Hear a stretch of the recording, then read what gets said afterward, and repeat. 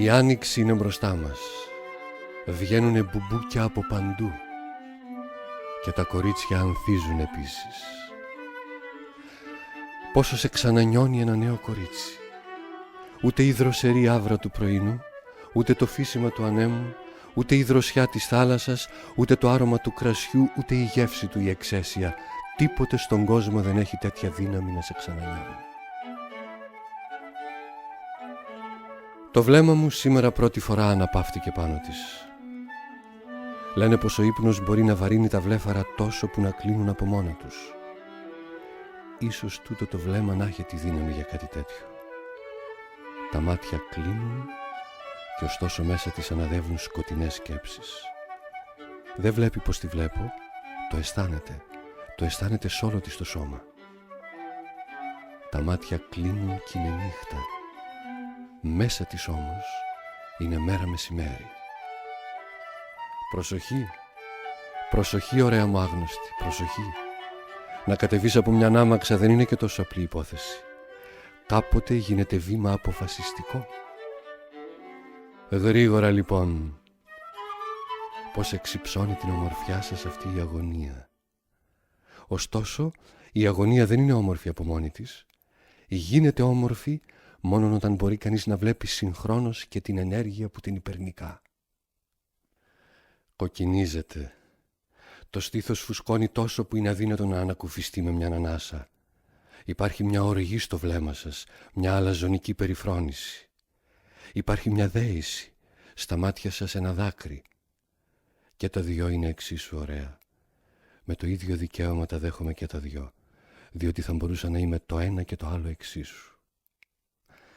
Είμαι κακεντρεχής ωστόσο. Τι αριθμό είπαμε έχει το σπίτι?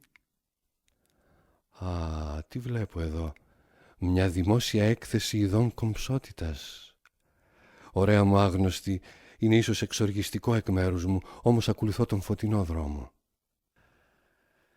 Έχει ξεχάσει το παρελθόν, αλίμονο.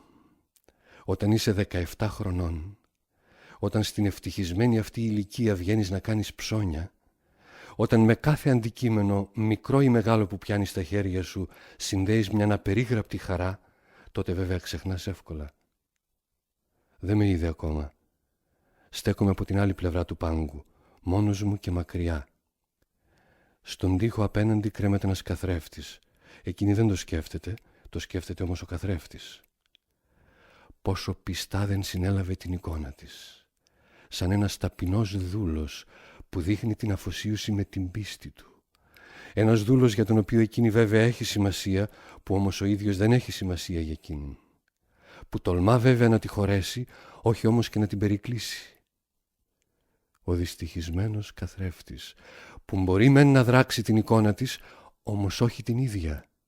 Ο δυστυχισμένος καθρέφτης, που δεν μπορεί να φυλάξει την εικόνα της στα κρυφά, να την κρύψει από όλο τον κόσμο, που αντίθετα δεν μπορεί παρά να την προδίνει στους άλλους, όπως τώρα σε μένα. Μα πόσο όμορφη είναι. Καημένα καθρέφτη, θα πρέπει να είναι μαρτύριο.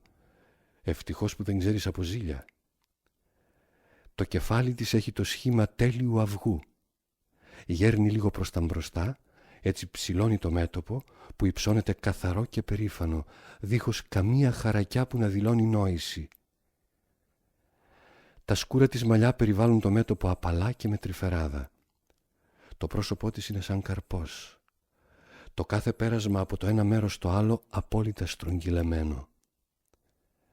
Το δέρμα της είναι διάφανο, σαν το βελούδο στην αφή. Με το μάτι μου το αισθάνομαι αυτό. Τα μάτια της, ορίστε που δεν τα έχω δει ακόμα.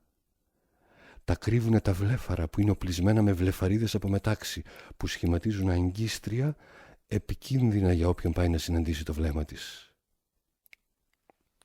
Βγάζει το γάντι της για να δείξει στον καθρέφτη και σε μένα ένα χέρι δεξί λευκό και ωραία πλασμένο σαν αρχαίο άγαλμα. Δίχως κανένα στολίδι, ούτε καν ένα σκέτο χρυσό δαχτυλίδι στο τέταρτο δάχτυλο. Ζήτω! Ανοίγει τα μάτια. Πόσο αλλαγμένα κι ίδια ωστόσο όλα. Το μέτωπο χάνει λίγο το ύψος του, το πρόσωπο κάπως λιγότερο κανονικά οοειδές, όμως πιο ζωντανό. Μιλά με τον υπάλληλο του καταστήματος. Είναι εύθυμη, χαρούμενη, ομιλητική. Ήδη έχει διαλέξει 1, 2, 3 πράγματα και παίρνει και ένα τέταρτο. Το κρατά στο χέρι της, τα μάτια της χαμηλώνουν και πάλι, ρωτά πόσο κοστίζει, το βάζει στην άκρη κάτω από το γάντι. Θα πρέπει να είναι ένα μυστικό που να προορίζεται για έναν αγαπημένο. Έλα όμως που ο αραβώνας δεν υπάρχει. Μήπως θα έπρεπε να την παρατήσω, να την αφήσω ανενόχλητη στη χαρά της. Πάει να πληρώσει, όμως έχει χάσει το πορτοφόλι της. Θα πρέπει να δίνει τη διεύθυνσή της. Δεν θέλω να ακούσω, δεν θέλω να στερηθώ την έκπληξη. Σίγουρα θα την ξανασυναντήσω στη ζωή και σίγουρα θα την αναγνωρίσω, όπως ίσως και εκείνη. Τόσο εύκολα δεν ξεχνιέται το βλέμμα μου το λοξό. Πόσο ωραίο να είσαι ερωτευμένος. Πόσο ενδιαφέρον να το ξέρεις πως είσαι. Ιδού η διαφορά. Όταν από την πρώτη ματιά ένα κορίτσι δεν κάνει τόσο βαθιά εντύπωση που να ξυπνά το ιδανικό, τότε γενικά η πραγματικότητα δεν είναι ιδιαίτερα άξια επιθυμίας. Αν πάλι προκαλέσει τέτοια εντύπωση, τότε όσο δόκιμος και αν είναι κανείς, συναρπάζεται γενικώς. Κάποιον που δεν είναι σίγουρος για το χέρι του, το μάτι και τη νίκη του, αυτόν πάντοτε θα τον συμβούλευα να τολμήσει να επιτεθεί σε αυτή την πρώτη κατάσταση, όπου ακριβώς επειδή είναι συνεπαρμένος, διαθέτει υπερφυσικές δυνάμεις. Διότι ο συνεπαρμός είναι ένα περίεργο κράμα συμπάθειας και εγωισμού. Από την άλλη πλευρά όμως θα χάσει μια απόλαυση, διότι δεν απολαμβάνει την κατάσταση όταν ο ίδιος είναι απορροφημένος, έχει κρυφτεί μέσα της. Δύσκολο ποιο είναι το ομορφότερο, εύκολο ποιο είναι το πλέον ενδιαφέρον να κρίνει κανείς. Ωστόσο, καλό είναι να πλησιάζεις όσο γίνεται περισσότερο στα όρια. Αυτή είναι η πραγματική απόλαυση. Τι απολαμβάνουν οι άλλοι δεν μπορώ να ξέρω. Η απλή κατοχή είναι ένα λίγο πράγμα και τα μέσα που μετέρχονται παρόμοιοι ιεραστές είναι γενικά άθλια. Δεν περιφρονούν ούτε καν χρήματα, εξουσία, επιδράσεις απ' έξω, υπνοτικά κλπ. Μα τι απόλαυση έχει ο έρωτας όταν δεν έχει μέσα του τον πιο απόλυτο παραδομό. Θέλω να πω από τη μία πλευρά. Αλλά για κάτι τέτοιο χρειάζεται κατά κανόνα πνεύμα και είναι κάτι που οι ιεραστές αυτοί κατά κανόνα δεν διαθέτουν. Οι μέρες περνούν, εγώ δεν έχω προχωρήσει ακόμα. Τα κορίτσια με ευχαριστούν περισσότερο παρά ποτέ, όμως εγώ δεν έχω όρεξη να απολαύσω. Εκείνη την ψάχνω παντού. Με κάνει συχνά δύστιμο, σκοτεινιάζει το βλέμμα μου, αποδυναμώνει την απόλαυσή μου.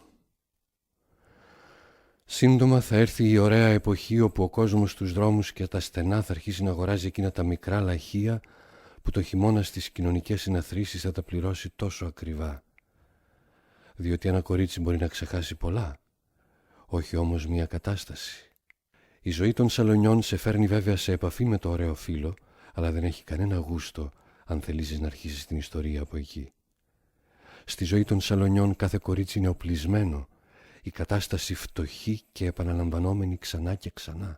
Δεν αισθάνεται το κορίτσι καμιά ειδονική δόνηση. Στο δρόμο βρίσκεται μέσα σε τρικυμία, οι εντυπώσεις επομένως είναι ισχυρότερες όλες, όπως και όλα πιο ενιγματικά. Δίνω 100 τάλιρα για ένα χαμόγελο κοριτσιού σε κατάσταση δρόμου, δεν δίνω ούτε 10 για μια κοινωνική χειραψία.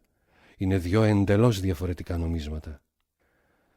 Όταν η ιστορία προχωρεί πια, τότε θα μπορούσε να αναζητήσει κανείς το κορίτσι σε σαλόνι. Αρχίζει μια μυστικοπαθή επικοινωνία μαζί της που τη βάζει σε πειρασμό. Είναι το πιο αποτελεσματικό κέντρισμα που γνωρίζω. Δεν τολμά να μιλήσει γι' αυτό και ωστόσο το σκέφτεται. Δεν ξέρει αν έχει ξεχαστεί ή όχι το πράγμα. Την παραπλανάς πότε με τον έναν τρόπο και πότε με τον άλλο. Φέτος δεν αποταμιεύω και τόσο. Το κορίτσι αυτό με απασχολεί πάρα πολύ. Από μιαν άποψη αυτό που αποκομίζω είναι λίγο. Έτσι όμως έχω και την προοπτική για το μείζον όφελος.